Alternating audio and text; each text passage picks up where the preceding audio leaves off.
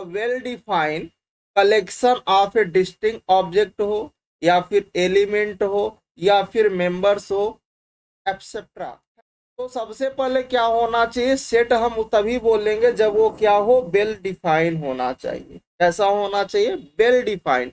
अगर वो सेट आपका वेल डिफाइन है, जो भी आप सेट कलेक्शन आप कर रहे हो, जो भी ऑब्जेक्ट का आप कलेक्शन कर रहे हो, एलिमेंट का कलेक्शन कर रहे हो, मेंबर का कलेक्शन कर रहे हो, चाहे वो ऑब्जेक्ट हो, चाहे वो एलिमेंट हो, चाहे वो मेंबर हो, उनका आप कलेक्शन कर रहे हो, तो वो कैसे होने चाहिए, अगर वो वेल डिफाइन है तो हम उसे सेट बोलेंगे। अगर वो वेल डिफाइन नहीं है तो हम भैया उसको सेट नहीं बोल सकते। जैसे एग्जांपल्स में फर्स्ट एग्जांपल क्या है, फर्स्ट एग्जांपल ये है कि a is equal to x आपका बिलोंग कर रहा है कहाँ से, नेचुरल नंबर से बिलोंग कर रहा है, सच दैट एक्स जो है greater than or equal to 3 है ना। तो कह रहा है कि अगर हम एक्स जो पिक कर रहे हैं वो नेचुरल नंबर से कोई भी हम पिक कर रहे हैं नंबर, वो कहाँ होना चाहिए, 3 ले रहे हैं या 3 से बड़ा। तो 3 या 3 से बड़े आप कोई भी नंबर पिक करोगे नेचुरल नंबर में ही आएगा, है ना। और उसका जब आप कलेक्शंस बनाते हो तो हम उसको क्या बोल देते हैं, उसी को हम सेट बोल देते हैं।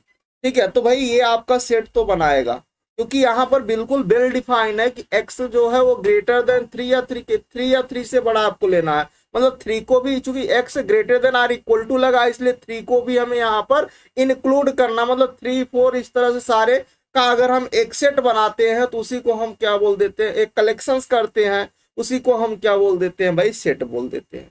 ठीक है। अच्छा, बी ऑप्शन, आप बी जो एग्जांपल है, सेकंड एग्जांपल, यहां पर आपके पास एक्स बिलोंग कर रहा है रियल से, आर से आ रहा है, सच दैट जो एक्स लाई कर रहा है वो 1 से 2 के बीच, मतलब 1 से लेकर के 2 तक, ना तो उसमें 1 इंक्लूड है ना ही उसमें 2 इंक्लूड है। 1 से 2 के बीच जो भी रियल नंबर आ रहे हैं उसका अगर आप हम कलेक्शंस करते हैं तो उसे हमसे, चूंकि ये भी क्या है, वेल डिफाइन है, तो अगर ये भी वेल डिफाइन है तो ये भी सेट बनाएगा। ठीक है। सी ऑप्शन कह रहा है कि कलेक्शंस आप करिए उन स्टूडेंट का जो टाल है, कह रहा है सी ऑप्शन आपका, कह रहा है सी क्वेश्चन जो थर्ड एग्जांपल कह रहा है कि भैया आप उन स्टूडेंट का कलेक्शन कीजिए जो कैसे हो, टाल हो। तो पहली बात, टाल या फिर लांग का अगर हम लोग डिसीजन करते हैं तो किसी दो स्टूडेंट के बीच हम लोग कलेक्शन चेक करेंगे। ऐसा तो है नहीं कि ग्रुप में हम क्या करेंगे, कौन टाल है कौन लांग है, ऐसा तो कर नहीं सकते। यहाँ पर डायरेक्टली ये मेंशन नहीं है ना, किसी, क्योंकि वो कह रहा है कि उन सभी स्टूडेंट का कलेक्शंस कीजिए। यहाँ पर कुछ डायरेक्टली मेंशन नहीं है कि किस क्लास की बात कर रहा है। और जब भी टाल या लांग की बात होती है तो किन्हीं दो लोगों के बीच का होता है, दो स्टूडेंट के बीच ही आप देख सकते हो, है ना। तो इसलिए ये बिल्कुल डिफाइन नहीं है क्लियरली, इसलिए ये सेट नहीं बनाएगा। ठीक। डी की बात करें तो कह रहा है कि कलेक्शंस आप उन स्टूडेंट का कलेक्शन करिए इन ए क्लास में जिनका परसेंट क्या हो, 60% हो।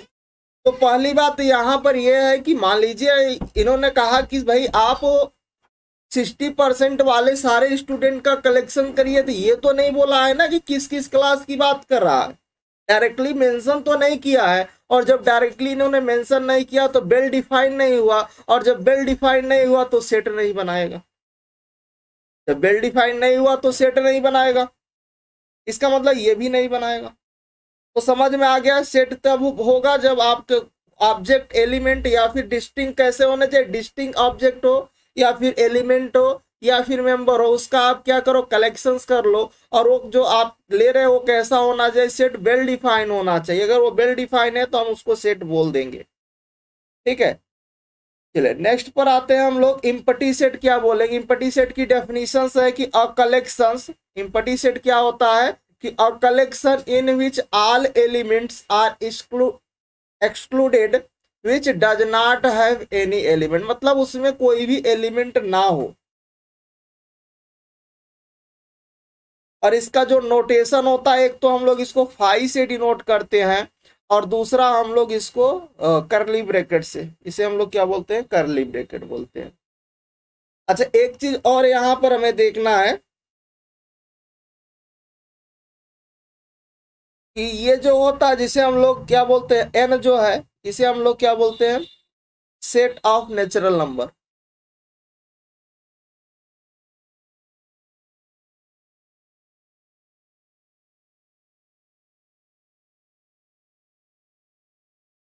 नेचुरल नंबर का सेट होता है।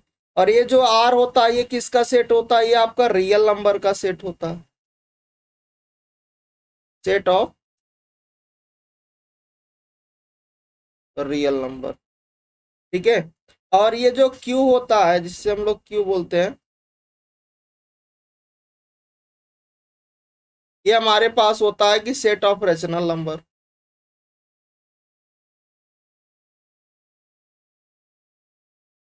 ठीक है। और यहाँ पर जो जेड होता है इसे हम लोग बोलते हैं सेट ऑफ इंटीजर।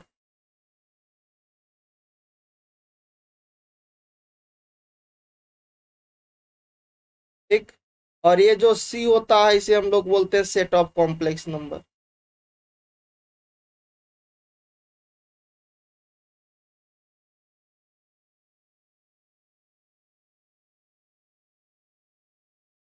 ठीक है। चलो अच्छा, तो यहाँ पर आपके पास क्या है कि वो ऐसा कलेक्शन कीजिए, अ collection in which all element excluded which does not have any element, जिसमें जिस भी सेट में आप उस सेट का कलेक्शन कीजिए जिसमें एक भी एलिमेंट ही ना हो, कोई एलिमेंट ना हो, तो उसे आप क्या बोलोगे, उसे इम्पटी सेट बोलोगे। जिस सेट में सारे एलिमेंट छोड़ के चले गए हो, कोई हो ही ना, उसी को हम लोग क्या बोलेंगे, इम्पटी सेट। इम्पटी सेट का जो नोटेशन होता है इससे हम लोग फाई से डिनोट कर सकते हैं या फिर इस ब्रैकेट से, करली ब्रैकेट से। ठीक है, ये नोटेशंस की बात हो गई। अगर हम एग्जांपल्स की बात करते हैं तो फर्स्ट हमारे पास एग्जांपल्स, एक हमारे पास कोई ए सेट है और ये कुछ इस तरह से डिफाइन है कि एक्स सच दैट, जो एक्स है वो 1 से 2 के बीच लाई कर रहा है, और एक्स कहाँ से बिलोंग कर रहा है, नेचुरल नंबर से बिलोंग कर रहा है। ठीक है, कहाँ से बिलोंग कर रहा है, नेचुरल नंबर से। तो भाई ये बताओ, अगर एक्स नेचुरल नंबर से आ रहा है तो ये जो 1 और 2 है, 1 और 2 इसमें ना तो 1 इंक्लूड है भैया ना 2 इंक्लूड है, क्योंकि अगर ये इक्वल नहीं लगा तो इसके अंदर की वैल्यू आएगी, मतलब ओपन इंटरवल है, 1 ना तो इंक्लूड है ना 2 इंक्लूड है, तो इसके बीच 1 और 2 के बीच कोई नेचुरल नंबर आएगा ही नहीं। तो जब कोई नेचुरल नंबर आएगा ही नहीं तो ये क्या होगा, ये आपका इम्पटी सेट हो जाएगा, क्योंकि 1 और 2 के बीच कोई भी नेचुरल नंबर नहीं आएगा, क्योंकि ना तो इसमें 1 इंक्लूड है ना 2 इंक्लूड है। ठीक है। सेकेंड, अगर एग्जाम्पल्स की बात करो, बी एग्जाम्पल्स के, तो बी आपका क्या कर रहा है कि x such that x square minus का 2 इक्वल टू 0 और x belonging to Q, rational से आ रहा है। कहां से आ रहा है भाई, रेशनल से आ रहा है। अच्छा, अगर ये रेशनल से आ रहा है तो अगर मैं इसको सॉल्व करता हूं, x square is equal to 2 आएगा और एक्स की वैल्यू प्लस माइनस में √2 आएगा, एक्स की वैल्यू प्लस माइनस में √2 आएगा। और ये प्लस माइनस √2 ये कैसा नंबर होता है, ये इरेशनल होता है।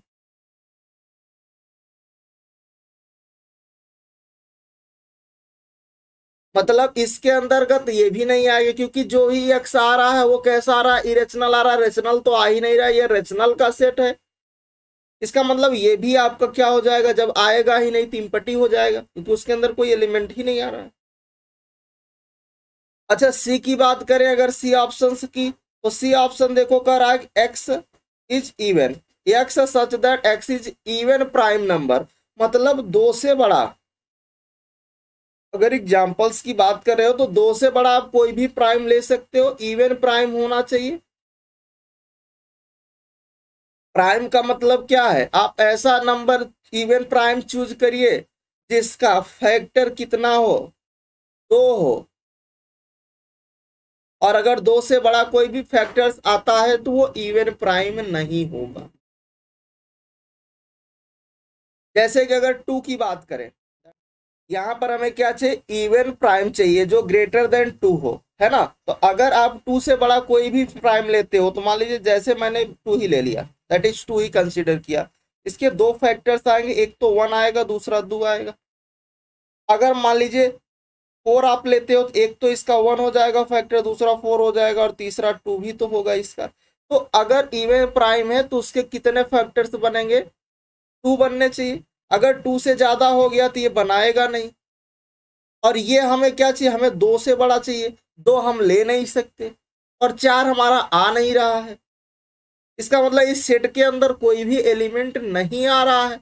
और जब कोई भी एलिमेंट नहीं आ रहा तो इसका मतलब ये भी इम्पटी सेट हो जाएगा। इसके अंदर कोई एलिमेंट ही नहीं आ रहा है इस सेट के अंदर, तो एक ऐसा सेट इम्पटी सेट हो गया। नेक्स्ट एग्जांपल्स है x square is equal to 4। तो इसको अगर देखो x square is equal to 4, इसका मतलब एक्स क्या हो जाएगा, प्लस माइनस में 2 आ जाएगा। और एक्स की वैल्यू जो आ रही है वो 2 आ रही है, और 2 कैसा नंबर है, इवन नंबर होता है। हमें कैसा नंबर चाहिए, आड नंबर चाहिए। तो इस सेट में तो इवन आ रहा है, हमें ऐसा चाहिए आड का सेट चाहिए, तो उसके अंदर कोई एलिमेंट ही फिर नहीं आएगा। और जब कोई एलिमेंट नहीं आएगा तो भाई वो क्या हो जाएगा, इम्पटी सेट बना देगा। ठीक है ना, इसलिए ये भी आपका क्या हो जाएगा। तो इसमें चारों ही एग्जांपल्स किसके थे, इम्पटी सेट के। ठीक, चलिए सबसेट क्या होता है, तो सबसेट की डेफिनेशन देखते हैं कि लेट ए एंड बी आपके पास क्या है, कोई दो सेट है और एक हम लोग ए को बी का सबसेट बोलते हैं, A which is a subset of B. कब बोलेंगे, इफ फॉर ऑल एक्स जो है वो ए से बिलोंग करे और इंप्लाई करे एक्स जो है वो बी से भी बिलोंग करेगा। अगर एक्स फॉर ऑल अगर एक्स ए से बिलोंग करता है तो बी से भी बिलोंग करेगा। ठीक है, कहने का मतलब ये है कि अगर हम लोग ए बी का सबसेट हम बोल रहे हैं, यहाँ पर डेफिनेशंस क्या रही है, कह रही है कि अगर एक ए और बी कोई आपके पास एनी सेट है, दो सेट है और ए को बी का सबसेट बोल रहे हो, तो इफ फॉर ऑल एक्स, अगर आप एक्स का कोई भी एलिमेंट, एक आपके पास सेट ए है और एक आपके पास सेट बी है, ठीक है, तो एक आप कोई भी एलिमेंट पिक करोगे वो बी में जरूर मिलेगा, मतलब वो बी में जरूर होगा। अगर वो नहीं होगा तो आपके पास वो सबसेट नहीं होगा। जैसे एग्जांपल्स की बात कर लो तो देखिए एक सेट आपके पास ए है, ये आपके पास ए सेट है। देखिए ये आपके पास क्या है, बी सी और ए है। अगर हम इसका कोई भी एलिमेंट पिक करेंगे, ए सेट का आप कोई भी एलिमेंट पिक करो और वो बी में मिल जाए तो ए बी का सबसेट आप बोल सकते हो। जैसे ये इस बी में सेट में क्या आ रहा है, ए बी सी डी आ रहा है, तो ए क्या है इसका, मान लीजिए बी पिक करते हो तो देखो यहाँ बी है, सी पिक करते हो तो देखो सी है, ए पिक करते हो तो इसमें है। मतलब हम इसको बोल सकते हैं ए जो होगा वो बी का क्या होगा, सबसेट होगा। ठीक है, और इम्पटी सेट जो होता है जिसे हम लोग फाई नोटेशन बोलते हैं या फिर कर्ली ब्रैकेट से डिनोट करते हैं, ठीक है, तो वो क्या होता है, हर सेट का, कहीं कोई भी सेट होगा तो फाई जो होता है इम्पटी सेट, वो हर सेट का क्या होता है, सबसेट होता है। ये इंपॉर्टेंट है। ठीक है, कि empty set is a subset of every set. ठीक, चलिए अगर हम इसका प्रूफ करना चाहे कि इम्पटी सेट जो है वो सबसेट होता है एवरी सेट का, कैसे इसका प्रूफ करेंगे, तो चलिए प्रूफ के लिए हम क्या करते हैं, तो निगेशन लेके चलते हैं। कॉन्ट्रडिक्शन कर गया तो हम बोलेंगे कि क्या होगा, जो इम्पटी सेट होगा वो हर सेट का क्या होगा, सबसेट होगा एवरी सेट का। तो कैसे उसको निगेशन आप प्रूफ करोगे, तो प्रूफ की अगर बात करें, हमें यही प्रूफ करना है कि empty set is a subset of every set. तो हम इसका निगेशन लेके चलते हैं।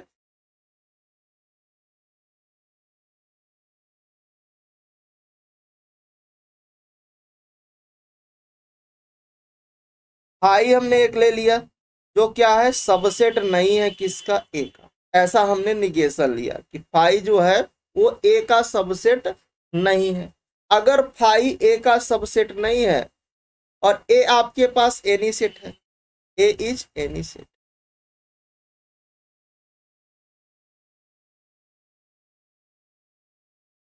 ए हमारे पास कोई भी सेट है। ठीक, तो अब हम क्या करते हैं, अगर फाई हमारे पास ए का सबसेट नहीं है और ए हमारे पास कोई सेट है, और फाई कैसा होता है, इम्पटी सेट होता है। ठीक है, तो अब यहाँ पर हम लोग सबसेट की डेफिनेशन लिखते हैं।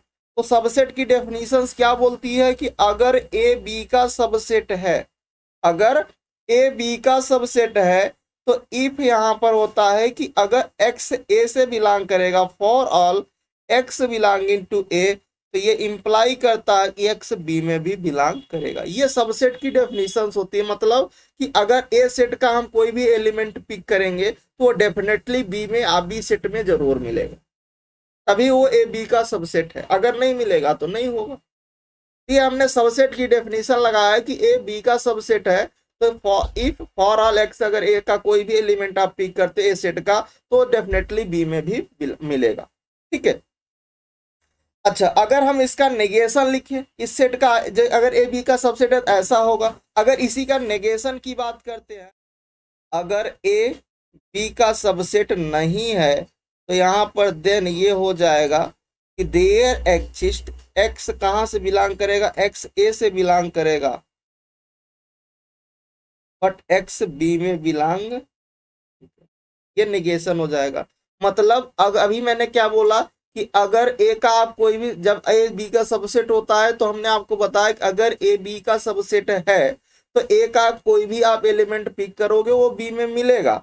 बट अगर ए बी का सबसेट नहीं है तो एक्स ए सेट से आप कोई भी एलिमेंट पिक करोगे, अगर वो बी सेट में नहीं मिल रहा है तो हम बोलेंगे ए जो है वो बी का सबसेट नहीं होता है।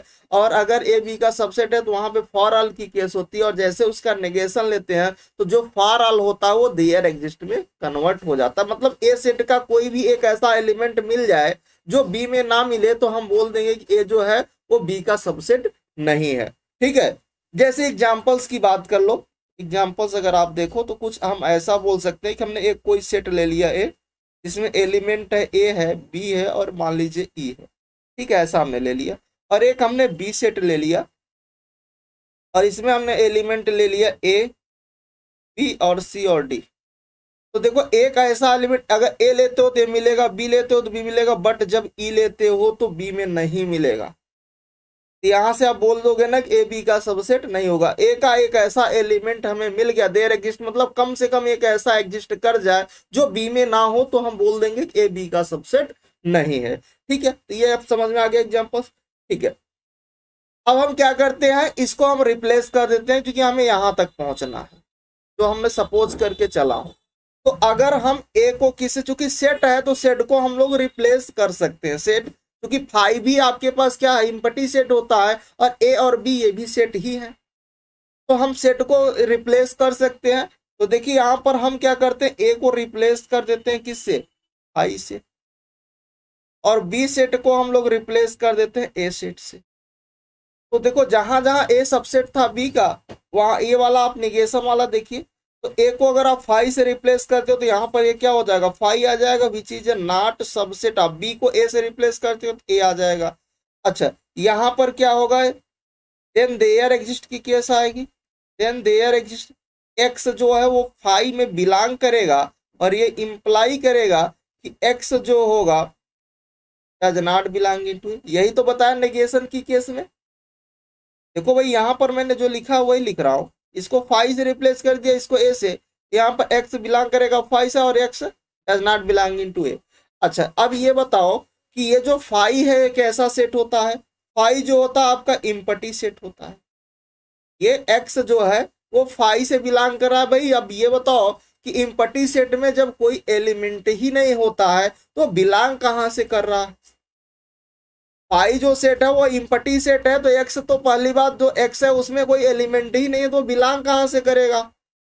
ठीक है, तो इम्पटी सेट में जब कोई एलिमेंट नहीं होता तो बिलोंग नहीं करेगा, और जब बिलोंग नहीं करेगा तो ये कॉन्ट्राडिक्ट कर जाएगा। मतलब जो हमने लेकर के चल रहे थे कि फाइव जो है वो ए का सबसेट नहीं है, तो यहाँ पर हमें क्या मिला, नहीं भैया ऐसा नहीं है कि अगर एक्स यहाँ पर क्या है, एक्स बिलोंग करा फाइव में तो X does not belong to A में भी, चूंकि एक्स में एक्स जो है फाइव एक सेट है, और फाइव कैसा set, empty set, empty set में कोई एलिमेंट नहीं होता, और जब कोई एलिमेंट नहीं होगा तो बिलोंग नहीं करेगा। इसलिए जो हम कंडीशन लेके चल रहे थे वो हमारा फेल हो गया, है ना, कॉन्ट्राडिक्शन हो गया।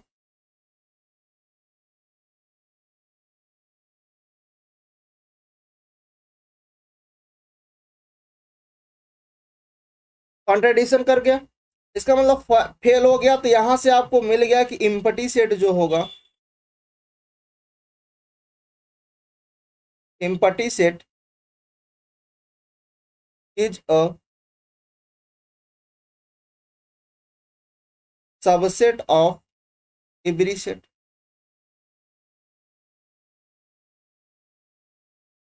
यहां से हमें क्या मिला, ये इंप्लाई कर जाएगा कि जो इम्पटी सेट होगा वो सारे सेट का क्या होगा, सबसेट होगा। हर सेट में आपके पास सबसेट होगा। ठीक,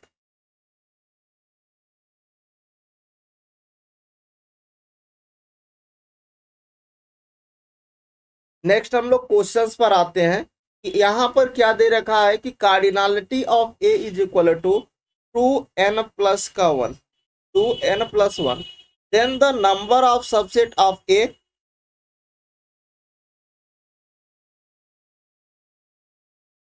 with more than n element. ठीक है, with more than n element.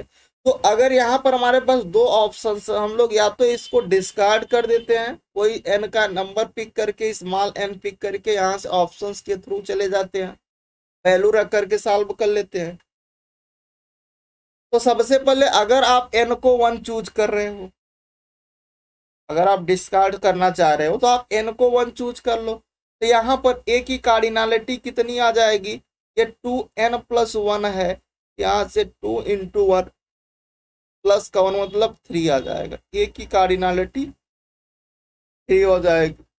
ठीक है, तो अब यहाँ पर ए की कार्डिनलिटी 3 है, मतलब ए कोई सेट होगा जिसमें 3 एलिमेंट, लाइक कुछ इस तरह से आ रहा होगा। अगर मैं सेट बनाऊं तो कुछ इस तरह से कोई 3 एलिमेंट उस सेट में आ रहा होगा, ए बी और सी टाइप का कोई 3 एलिमेंट, क्योंकि ए सेट की कार्ड ए जो है कार्डिनलिटी उसकी कितने है, 3, मतलब उसमें 3 एलिमेंट आ रहे हैं उस सेट में।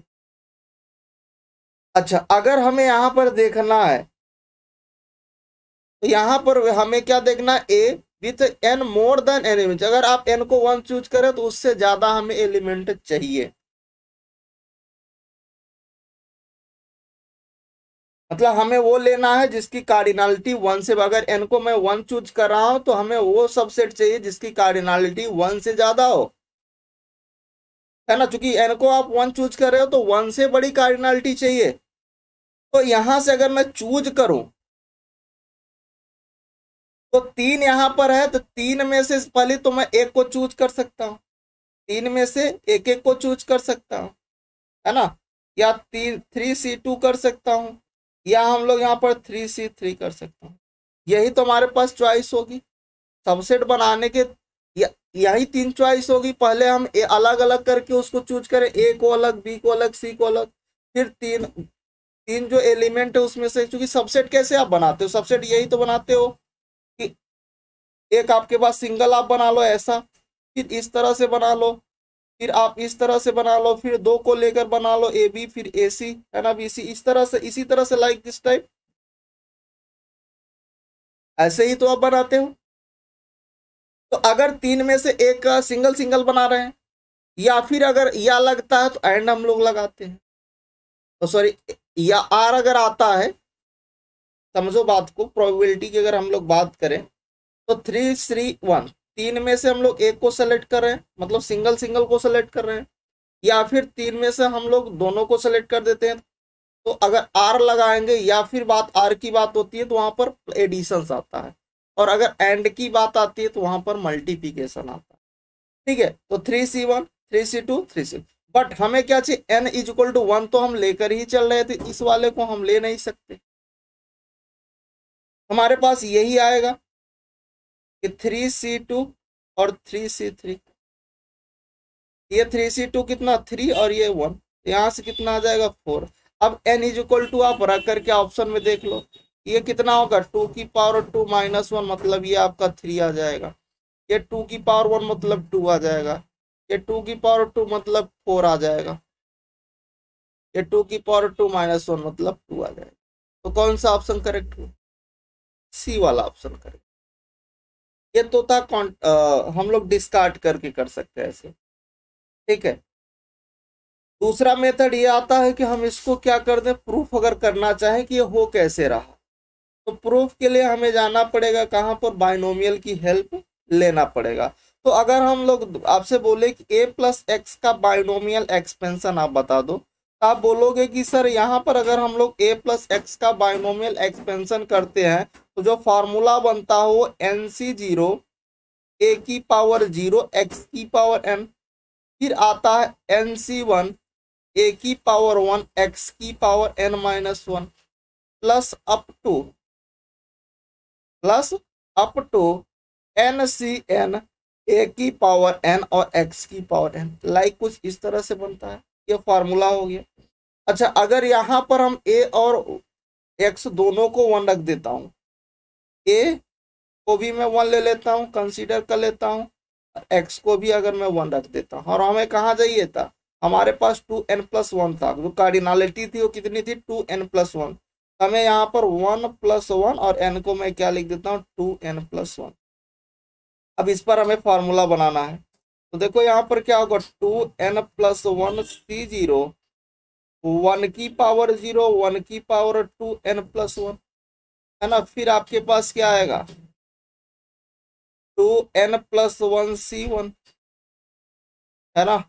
बाकी तो सारे 1 रहेगा तो सेम ही आएगा, तो मेरे को उसको लिखने की जरूरत नहीं, एक टर्म हमने लिख के दिखा दिया। फिर 2n+1 C2, अब तो यहाँ Cn भी आएगा, तो 2n+1 Cn आएगा। फिर आएगा 2n+1 Cn+1 आएगा। फिर आपके पास 2n+1 Cn+2 up to dotted, यहाँ पर लास्ट में क्या आएगा, 2n+1 C2n+2। अच्छा, अब एक चीज हम लोगों ने ये पढ़ा है, कहाँ पर हम लोगों ने देखा, ये हमने प्रॉपर्टी पढ़ा है, बायनोमियल में ही पढ़ा है, कि जो NCR होता है ना, परमुटेशंस कॉम्बिनेशंस में देखा है कि NCR जो होता है वो NCR जो होता है वो NCn-R के इक्वल होता है। तो अगर आप इस वाले टर्म को देखो और ये इस वाले टर्म को देखो, इसमें जब सब्ट्रैक्ट करोगे तो इसी के इक्वल आएगा, और इसके इस वाले को देखो और इसके पहले वाले टर्म को देखो, इसके पहले जो टर्म आ रहा होगा ये, मतलब सारे के सारे क्या हो जाएंगे, 2 टाइम्स हो जाएंगे। तो यहाँ पर मैं लिख देता हूँ 2 टाइम्स, है ना, क्या हो जाएगा, 2 टाइम्स हो जाएगा। This is the number of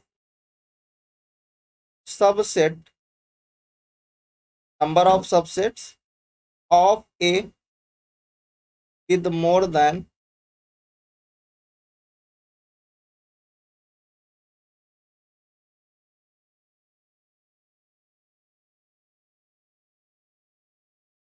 n element, है ना। अच्छा, यहां से कितना आ गया, 2 की पावर 2n+1, इसको इधर डिवाइड कर दो, तो 2 की पावर n+1 अपान में 2 इज इक्वल टू आपको क्या मिल गया, number of subsets of A with more than element.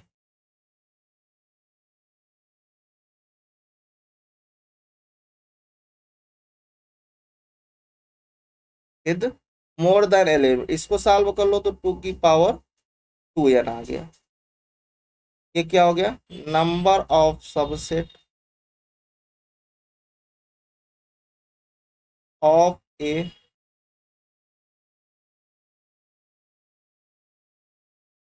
With more than element. यही तो प्रूफ करना था, यही तो आ गया ना, जो अभी हमने डिस्कार्ड किया था ऑप्शंस के थ्रू, है ना, ऑप्शंस के थ्रू जो डिस्कार्ड किया था उसका आपने प्रूफ देख लिया। ठीक है, तो हम लोग आगे बढ़ सकते हैं। नेक्स्ट हम लोग पॉइंट पर आते हैं कि पावर सेट क्या होगा, पावर सेट की डेफिनेशंस क्या होगी।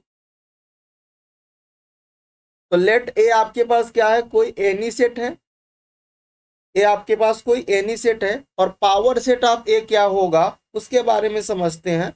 और एक हमारे पास कोई B set, B such that B which is a subset of A है, बी जो है वो ए का सबसेट है। तो हम क्या करते हैं, अगर हमारे पास कोई ए सेट है, एग्जाम्पल्स में अगर बात करें तो ऐसा आप बात कर सकते हो कि ये हमारे पास एग्जाम्पल्स है। तो अगर ए हमारे पास कोई सेट है और उसका हम क्या बना देते हैं, इसका सबसेट बना दे, इसकी टोटल कितने सबसेट बनेंगे, इसके जो सबसेट बनेगा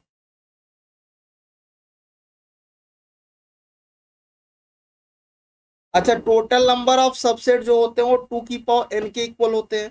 तो टोटल नंबर ऑफ सबसेट इसमें कितने बनेंगे, 8 आएगा, 2 का क्यूब, मतलब 8 सबसेट बनेगा। और वो 8 सबसेट क्या होगा, एक तो आपके पास 5 होगा, दूसरा a होगा, फिर b होगा, फिर c होगा, फिर ए बी होगा, फिर दो दो का ले लो, बी सी होगा, फिर आप सी ए को ले लो, है ना, फिर आप एक साथ ले लो ए बी सी। 1 2 3 4 5 6 8 बन गए या नहीं, तो ये क्या हो गए, सबसेट बन गए। अच्छा, ये जो सब ए का जो सबसेट बनेगा, उसी को अगर आप किसी एक सेट में लिख देते हो, इसको इस सेट के अंदर लिख देते हो, इसी को हम क्या बोलेंगे, पावर सेट ऑफ ए। मतलब इसको अगर मैं ऐसा लिख दूं इस सेट के अंदर, ये ए हो जाएगा, ये बी है, और ये सी है, ए बी है, ये बी सी है,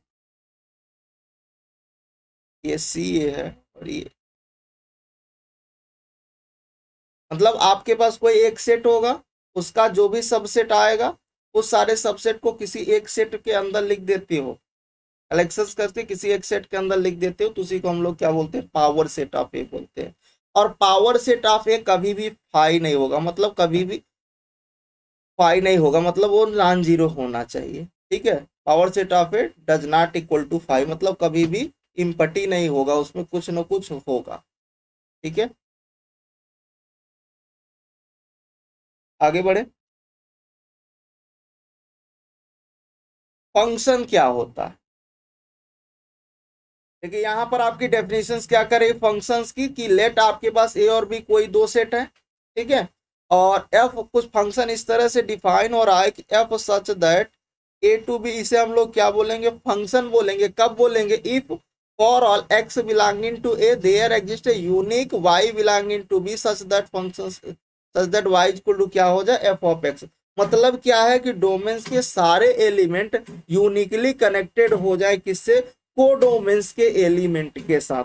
मतलब अगर आपके पास कुछ ऐसा है कि मान लीजिए ये एक सेट है, और एक हमारे पास ए सेट है, और एक हमारे पास बी सेट है, और यहाँ पर अगर हम इसको फंक्शंस को डिफाइन करें, फंक्शन अगर डिफाइन कर दिया यहाँ से, ऐसा कुछ है, और ए सेट में मान लीजिए एलिमेंट आ रहा है आपके पास ए बी सी टाइप का आ रहा है, इसमें 1 2 3 है, कुछ इस तरह से।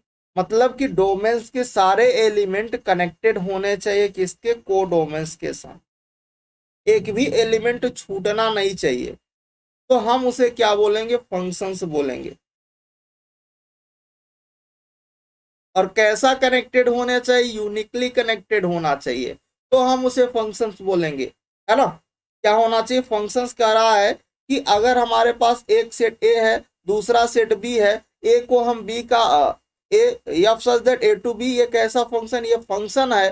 कब होगा, जब ए के सारे एलिमेंट बी के को, ए क्या है, डोमेन है, और बी क्या है, आपका को डोमेन है। मतलब डोमेन्स के सारे एलिमेंट यूनिकली कनेक्टेड हो, किससे, कोडोमेन्स के साथ। लाइक मतलब हर एलिमेंट की यूनिक इमेज आ रही हो, मतलब एक एलिमेंट किसी दो पर मैप ना करो, यूनिक मैप कर रहे हो, जिस पर वो गया हो दूसरा वाला उस पर मैप ना करे। मतलब हर एलिमेंट की, डोमेन्स के सारे एलिमेंट की जो इमेज आ रही हो, वो कैसी आ रही हो, यूनिक आ रही हो, तो हम उसे क्या बोलेंगे, फंक्शंस बोलेंगे। जैसा कि आपका पिजन होल प्रिंसिपल बोलता है, पिजन होल प्रिंसिपल ये कहता है कि भाई एक पिजन एक ही होल में जा सकता है, एक पिजन दो होल में नहीं जा सकता। तो यहाँ पर आपका पिजन होल प्रिंसिपल जैसे होल्ड करता है, सेम ऐसे ही काम आपका ये फंक्शंस करता है, क्योंकि एक पिजन दो होल में नहीं जा सकता। ठीक है, तो ऐसे यहाँ पर ये फंक्शंस के सारे डोमेन्स के फंक्शन तब हम लोग बोलेंगे जब डोमेन्स के सारे एलिमेंट यूनिकली कनेक्टेड हो कोडोमेन्स के साथ। मतलब ऐसा कोई भी एलिमेंट ना हो डोमेन्स का जिसकी इमेज ना मिल रही हो। अगर ऐसा है किसी की इमेज नहीं मिल रही तो फंक्शंस नहीं होगा। ठीक है, डोमेन्स की बात करें, डोमेन्स के सारे एलिमेंट कनेक्ट होने चाहिए, कोई भी छूटे ना। नेक्स्ट पॉइंट इसमें लिखा है कि अगर एक हमारे पास ए सेट है, वो कैसा है, नॉट इक्वल टू फाइव का मतलब non empty, not equal to five का मतलब नॉन इम्पटी, और बी कैसा है, फाइव है। मतलब एक सेट हमारे पास नॉन इम्पटी है और दूसरा हमारे पास अगर सेट इम्पटी है तो यहाँ पर फंक्शन ही डिफाइन नहीं होगा। क्योंकि यहाँ पर फंक्शन क्यों नहीं डिफाइन होगा? क्योंकि एक आपके पास सेट नॉन इम्पटी है, मतलब नॉन इम्पटी का मतलब उस सेट में एलिमेंट आ रहे होंगे।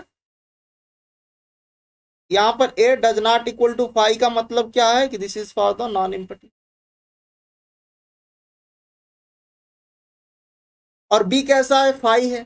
तो भाई इसको फंक्शन कैसे बोलोगे? क्योंकि डोमेन्स में आपके एलिमेंट आ रहा है, नॉन इम्पटी है तो उसमें कुछ ना कुछ तो एलिमेंट भैया आ रहा होगा ना। बट को डोमेन्स में जो बी है सेट उसमें कोई एलिमेंट ही नहीं है क्योंकि वो इम्पटी सेट है, तो यूनिक कनेक्टिविटी तो होगी नहीं क्योंकि वो उसकी इमेज ही नहीं बनेगी, तो क्या होगा? वो फंक्शन नहीं होगा। ठीक है।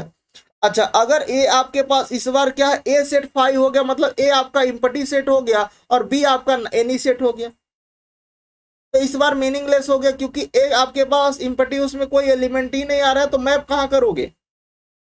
तो सिंपल सी बात है कि यहाँ पर आपके पास ए और बी दोनों फंक्शंस होने के लिए पहली जो क्राइटेरिया है कि ए और बी दोनों कैसे होने चाहिए, नॉन इम्पटी होना चाहिए। अगर एक भी उसमें से इम्पटी हो गया तो फंक्शन डिफाइन नहीं कर पाएगा। तो सबसे पहला फंक्शन चेक करने से पहले आपको देखना पड़ेगा कि भाई ए और बी दोनों कैसे होने चाहिए, नॉन जीरो होने चाहिए। ठीक। अच्छा, नंबर ऑफ फंक्शंस की बात करें किसी फाइनाइट सेट से किसी फाइनाइट सेट में कितने नंबर ऑफ फंक्शंस बनेंगे? मान लीजिए आपके पास कोई हमारे पास फंक्शंस है, एक हमारे पास फाइनाइट सेट है, एक ए है और एक दूसरा हमारे पास बी है, और यहाँ पर जो ए सेट है उसकी जो कार्डिनलिटी है उसको मैंने एन ले लिया, और एक हमारे पास बी सेट है जिसकी कार्डिनलिटी है एम। मतलब इसमें कुछ इस तरह से एलिमेंट आ रहे होंगे A1 A2 A3 up to AN type का। इसमें कुछ इस तरह से आ रहा होगा B1 B2 B3 up to BM type का। ठीक है, क्योंकि इसकी कार्डिनलिटी n है और इसकी कार्डिनलिटी m है। यहाँ पर हमें क्या चाहिए? नंबर ऑफ फंक्शन चाहिए। कहाँ से? किसी फाइनाइट सेट से किसी फाइनाइट सेट में। ठीक है, और A1 की कार्डिनलिटी है, तो अगर मैं इस पर्टिकुलर की बात कर रहा हूं, इस A1 की बात कर रहा हूं, तो A1 चूंकि फंक्शंस कहता है कि हर एलिमेंट यूनिकली कनेक्टेड होने चाहिए कोडोमेंस के साथ। इसका मतलब यह है कि अगर मैं A1 के चॉइसेस की बात करूं तो A1 B1 पर मैप कर सकता है, A1 B2 पर भी जा सकता है, B3 पर भी जा सकता है, BN पर भी जा सकता है। मतलब इसके टोटल कितने चॉइसेस बन रहे हैं? M चॉइसेस बन रहे हैं।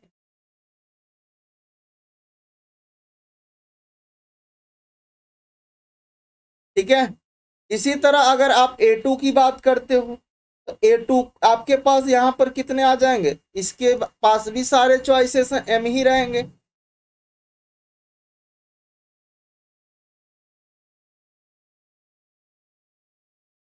यहाँ पर आपके पास कितने चॉइसेस हैं? इसके M चॉइसेस हैं। A2 के भी आपके पास इसी में से टोटल रहेंगे M ही रहेंगे, इसके भी M रहेंगे, इसके भी M रहेंगे, सारे के M रहेंगे। अच्छा, हम लोगों ने प्रोबेबिलिटी में देखा है अगर सारे काम हमें एक साथ करने होते हैं तो हम क्या कर देते हैं? मल्टीप्लाई कर लेते हैं। प्रोबेबिलिटी में आपने देखा है कि अगर हमें सारे काम एक साथ करने होते हैं और एंड लगा होता है, सारे काम एक साथ करना हो और उसमें क्या लगाते हैं? एंड लगाते हैं, और जैसे एंड लगाते हैं तो मल्टीप्लिकेशन आ जाता है। जैसे A1 के M चॉइसेस एंड A2 के भी M चॉइसेस एंड A3 के भी M चॉइसेस, मतलब सारे को एक साथ करोगे तो क्या होगा? मल्टीप्लाई करना। ये M कितने टाइम्स है? N टाइम्स है। यहां पर क्या आ जाएगा? M की पावर N आ जाएगा, M की पावर N आ जाएगा। तो number of functions from a finite set से फाइनाइट सेट में कितने बनेंगे? टोटल नंबर ऑफ फंक्शन जो बनते हैं वो M की पावर N बनते हैं। ठीक है। अच्छा, फंक्शंस के अगर हमें ज्योमेट्रिकल मीनिंग देखना हो तो फंक्शंस हमें चेक, मान लीजिए अगर मैं ग्राफ के द्वारा हमें फंक्शन चेक करना है तो आप कैसे चेक करोगे? यहाँ पर फंक्शंस की जो डेफिनेशन है, ग्राफिकल डेफिनेशन, हमें क्या करना होगा? जो भी हमारे पास ग्राफ गिवन होगा, हमें वाई एक्सिस के पैरेलल एक लाइन ड्रा करना है। अगर वो लाइन कर्व को जो ग्राफ है उसको एक पॉइंट पे कट करती है तो फंक्शंस बनाएगा। जैसे ये वाला हमारे पास मान लीजिए कुछ इस तरह से ग्राफ है और यहाँ पर हमने वाई एक्सिस के पैरेलल एक लाइन ड्रा किया और एक पॉइंट पे कट किया तो हमारे पास फंक्शन बनाएगा। ये आपका एक्स था और ये आपका क्या था, वाई एक्सिस। इसी तरह अगर हमारे पास मान लीजिए कुछ ये आपका एक्स एक्सिस है, ये हमारे पास वाई एक्सिस, तो मान लीजिए कुछ कर्व ऐसा है, क्या ये बनाएगा?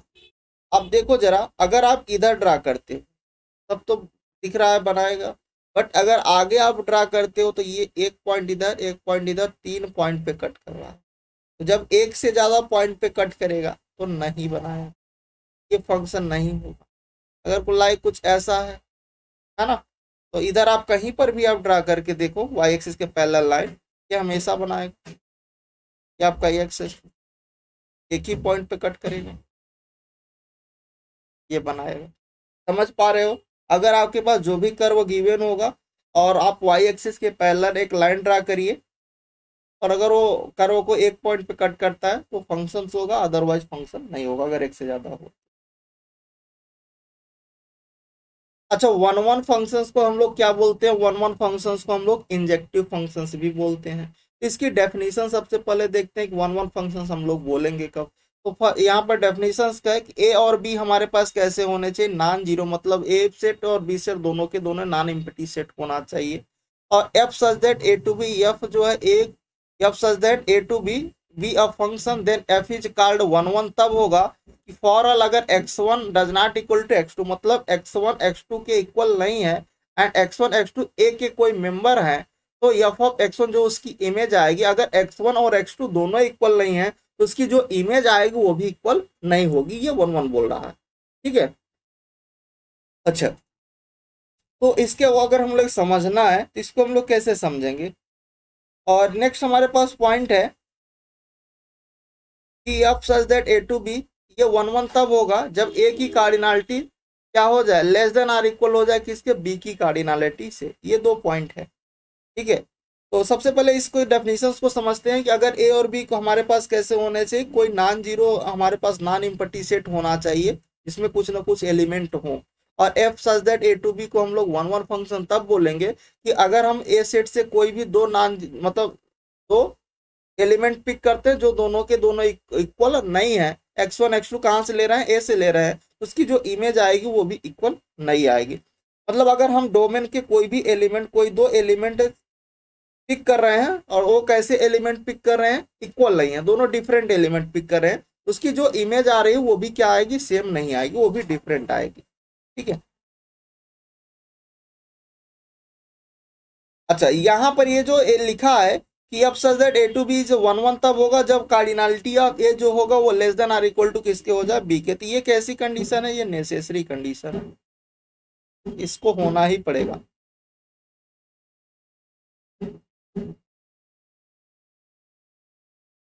ठीक है, मान लीजिए कि हमारे पास कोई ए सेट है और एक हमारे पास कोई दूसरा सेट बी है। यहाँ पर फंक्शन को डिफाइन करते हैं ए से बी में, और इसमें कुछ एलिमेंट लाइक कुछ इस तरह से आ रहा है a1 a2 up to n, इसमें कुछ element b1 b2 up to bm, कुछ इस तरह से आ रहा है। अच्छा, इसमें से हम कोई छोटा नंबर ले लेते हैं, मान लीजिए कोई टर्म, चूंकि ये n के लिए है, n और m के लिए तो थोड़ा सा समझना डिफिकल्ट है, तो हम क्या करते हैं, थोड़ा सा छोटा ले लेते हैं इसमें से। मान लीजिए इसमें कोई 4 एलिमेंट ले लेते हैं, 1 2 3 4 इस सेट में, ए सेट में, और इस बी सेट में हम ले लेते हैं कोई, मान लीजिए ए और बी ले लेते हैं, 2 ही एलिमेंट पिक कर लेते हैं। यहाँ पर ए की कार्डिनलिटी अगर हमें यहाँ पर दिखाना है, यानी फंक्शंस की कंडीशन सेटिस्फाइड होनी चाहिए। सबसे पहला बात है कि फंक्शंस की डेफिनेशन सेटिस्फाइड होनी चाहिए।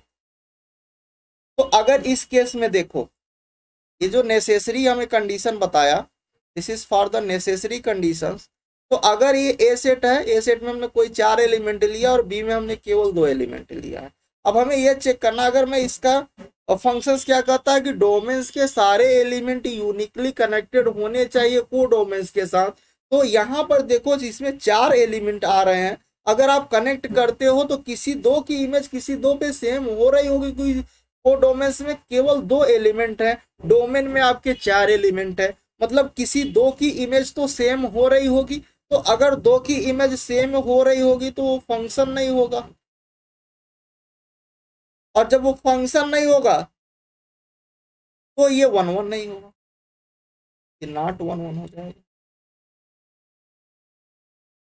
क्योंकि 1 1 के लिए क्या होना चाहिए, 1 1 चेक करने से पहले सबसे पहले हमें फंक्शंस की कंडीशन को देखना पड़ेगा। जैसा कि पिजन होल प्रिंसिपल क्या बोलता है, पिजन होल प्रिंसिपल ये कहता है कि एक पिजन, ये भी बोलता है कि एक पिजन एक ही होल में जाएगा, दो पिजन एक होल में जा सकता है, बट एक पिजन 2 होल में नहीं जा सकता। बात समझिएगा, एक पिजन एक होल में जा सकता है, दो पिजन भी एक होल में जा सकते हैं, मतलब किसी डोमेन्स के कोई 2 एलिमेंट किसी एक पर मैप कर सकता है, कर रहा होगा तो कोई दो की तो सेम हो रही है, बट हाँ एक पिजन 2 होल में नहीं जा सकता।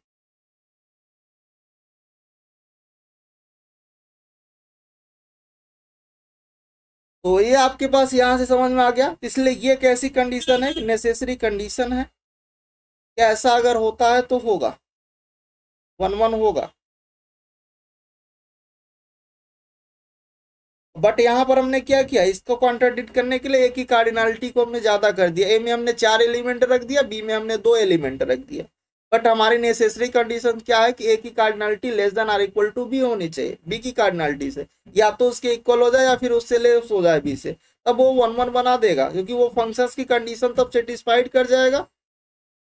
यस या नो, कर जाएगा या नहीं कर जाएगा, कर जाएगा, वो फंक्शंस की कंडीशंस को सेटिस्फाइड कर जाएगा, क्योंकि डोमेन्स के सारे एलिमेंट यूनिकली कनेक्टेड हो जाएंगे को डोमेन्स के एलिमेंट के साथ। कोई भी डोमेन्स का ऐसा एलिमेंट नहीं बचेगा जो को डोमेन्स के एलिमेंट से कनेक्ट, क्योंकि अगर उस कंडीशन नेसेसरी कंडीशन को देखते हो तो आपको 1 1 समझ में आ गया होगा। अच्छा, नेक्स्ट हम लोग पॉइंट की बात कर लेते हैं कि अगर ए की कार्डिनलिटी बी की कार्डिनलिटी से ज्यादा हो गई, मतलब ए में ज्यादा एलिमेंट आ गए बी के एलिमेंट से, ठीक है, तो आपके पास वो क्या होगा, वो 1 1 नहीं होगा।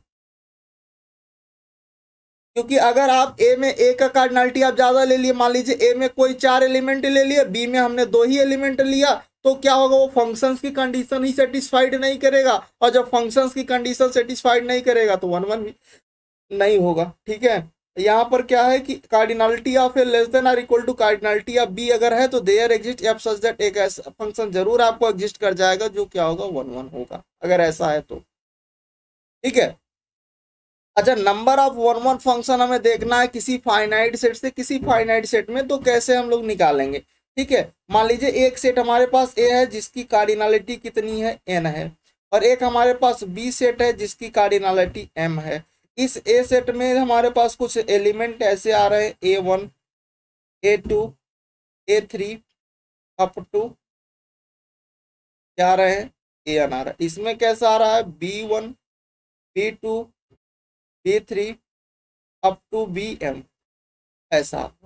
ठीक है, तो अगर यहाँ पर देखिए, अगर n को m से ज्यादा ले रहे हो, मतलब डोमेन्स के एलिमेंट आप को डोमेन्स के एलिमेंट से ज्यादा ले रहे हो, तो 1 1 नहीं बनाएगा, और जब 1 1 नहीं बनाएगा तो 0 आ जाएगा, है कि नहीं।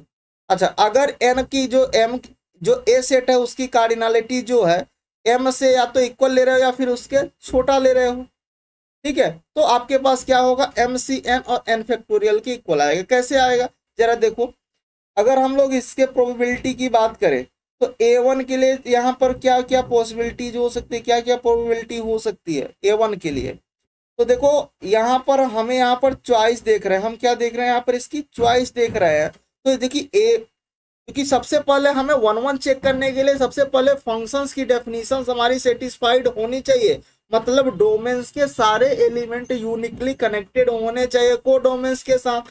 तो सबसे पहले ये जो BM है, BM में से हमें क्या करना होगा, मान लीजिए बीच में कहीं BN आ रहा होगा, तो ये सारे का मैं एक सेट ले लेता हूँ, मान लीजिए, और यहाँ पर ये क्या है, ये B1, तो ये सारे के सारे यहाँ से इससे यहाँ Pn तक हम क्या करेंगे, कनेक्ट कर देंगे। तो 1 1 तो हमारा होल्ड कर जाएगा, 1 1 हमारा होल्ड कर जाएगा। और यहाँ पर हर एलिमेंट चूंकि फंक्शंस 1 1 होने के लिए यहाँ पर क्या होना चाहिए, यूनिकली कनेक्टेड होना चाहिए।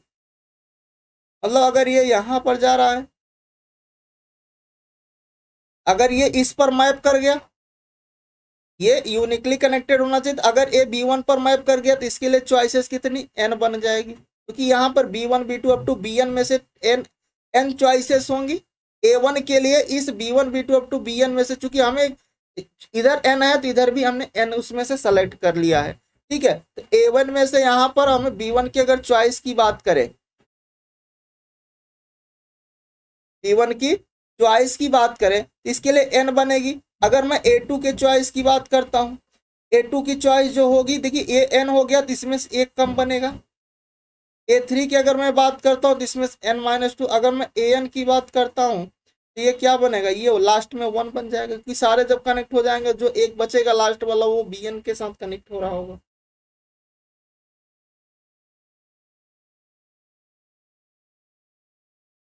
ठीक है ना। तो यहाँ पर आपके पास क्या हो जाएगा, जो कि हम यहाँ पर चॉइस देख रहे हैं, तो m में से हम क्या चॉइस कर रहे हैं, n चॉइस ले रहे हैं। m में से n, सबसे पहले हम क्या करेंगे, m में से हमारे पास b की जो कार्डिनलिटी थी वो m थी, और m में से हमने कितनी चॉइस लिया, m में से हमने चॉइस सेलेक्ट किया, n हमें लेना है, ठीक है। m में से n एलिमेंट को हमने सेलेक्ट कर लिया, ठीक है, और फिर हमने उसमें मैपिंग करा दिया। तो ये जो एलिमेंट आया, फिर मैं उसके चॉइस की, उसकी प्रोबेबिलिटी की बात किया। अच्छा, जब सारे काम एक साथ हमें करना होता है, जब हमारे पास हम लोग क्या करते हैं, एंड लगाते हैं।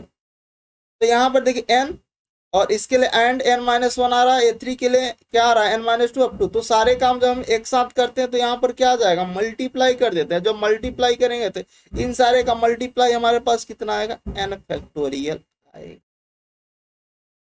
है ना। क्योंकि जब हम सारे काम एक साथ करते हैं तो हमारे पास क्या होता है, मल्टीप्लिकेशन आता है ना। जब एंड की कंडीशन बनती, प्रोबेबिलिटी में जब एंड की कंडीशन बनती है तो वहां पर मल्टीप्लिकेशन आता है, और जब आर की कंडीशन बनती है एडिशन आता है, ठीक है। तो ये आई होप आपको समझ में आ गया होगा कि अगर n less than or equal to m है तो MC n फैक्टोरियल को इक्वल आएगा। तो आज के लेक्चर्स को हम लोग यहीं पर ओवर करते हैं और फिर मिलेंगे इसके आगे नेक्स्ट लेक्चर में।